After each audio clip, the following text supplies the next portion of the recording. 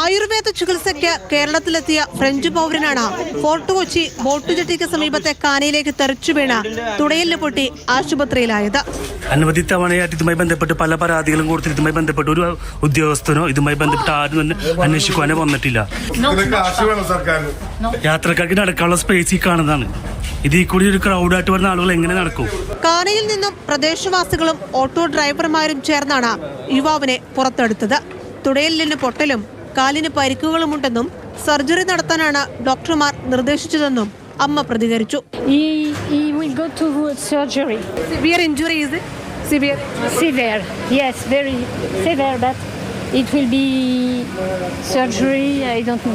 നിർമ്മാണം ഇഴഞ്ഞു നീങ്ങിയതോടെ കുട്ടികൾ ഉൾപ്പെടെ കാനയിൽ വീണ് അപകടത്തിൽപ്പെടുന്നത് പതിവായിരുന്നു.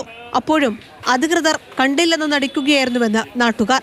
ഇത് നിരന്തരം പരാതിയും പ്രതിഷേധങ്ങളും അവിടെ നടത്തിയിട്ട് നാളെ ഇതുവരെ ഒരു പരിഹാരവും കണ്ടിട്ടില്ല.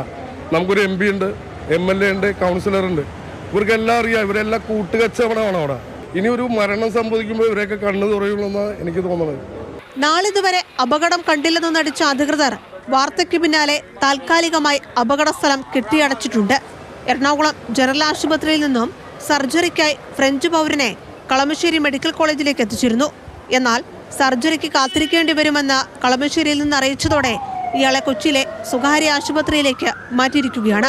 വിനോദസഞ്ചാരികൾ ഉൾപ്പെടെ അപകടത്തിൽപ്പെടുന്നത് പതിവായിട്ടും ഇപ്പോഴും കാനകളുടെ സുരക്ഷിതത്വം ഉറപ്പാക്കാൻ അധികൃതർക്ക് യാതൊരു നടപടിയുമില്ല.